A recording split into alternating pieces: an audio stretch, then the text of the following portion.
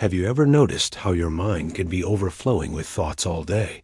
But the moment you start talking to someone, it suddenly goes quiet, like a switch flipped, and you're left exposed in the silence.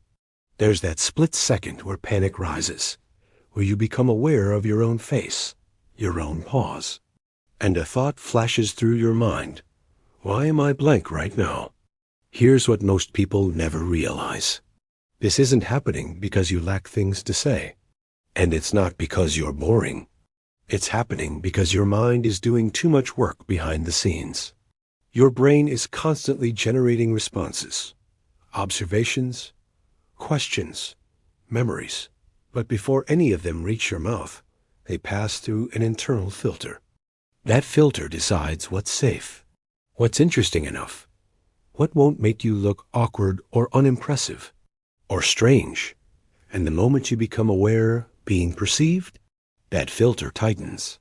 Suddenly, thoughts that would normally flow get rejected in milliseconds. That's too random. That sounds dumb. They won't care. And every rejected thought increases the pressure. Because now, you're not just talking. You're watching yourself talk.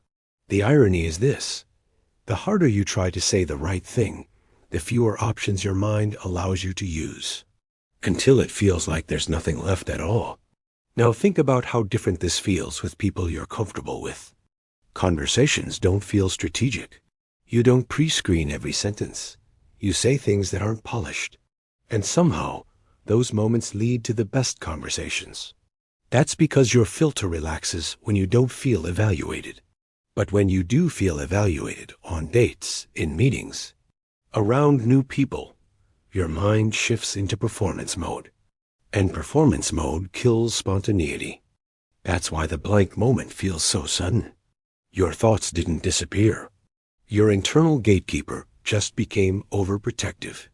And the more you fear that blank moment, the more power you give the filter, creating a loop where anxiety feeds silence, and silence feeds anxiety.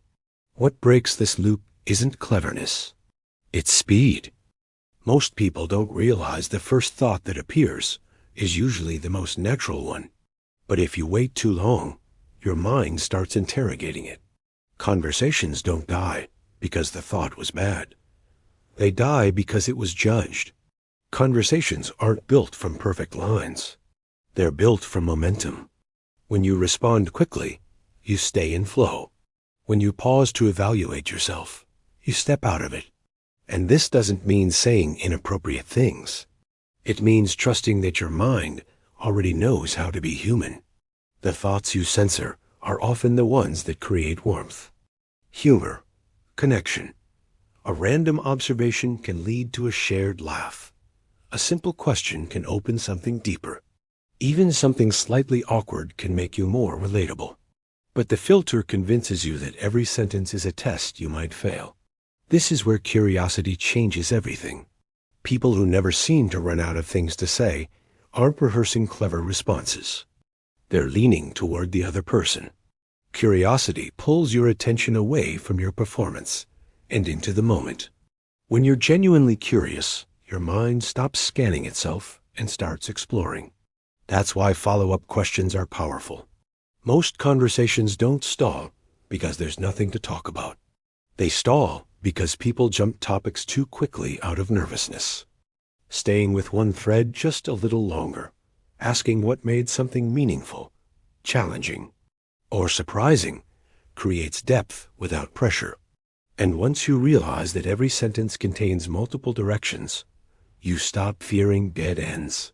One path closes, another is already waiting. Even when your mind goes blank, and it will, because it happens to everyone, the difference is no longer panic. It's recovery. You ground yourself in what's already there. The environment, something mentioned earlier, a simple observation. Silence stops being a threat and becomes just another moment that passes. Over time, this changes how social situations feel. Conversations stop feeling like auditions and start feeling like shared exploration. You stop measuring yourself by how interesting you sound and start measuring yourself by how present you are. And that shift does something powerful. It makes people feel comfortable around you, not because you impressed them, but because you weren't fighting yourself the whole time. When you let go of the need to sound impressive, you gain something far more valuable: ease. And ease is what people remember. Not the perfect sentence, not the clever comment, but how natural it felt to talk to you. Once you understand that running out of things to say isn't a flaw, but a signal that you slipped into self-monitoring mode, you stop fearing it. You notice it, let it pass, and re-enter the moment. And that's when conversations stop feeling like something you have to survive and start feeling like something you can actually enjoy.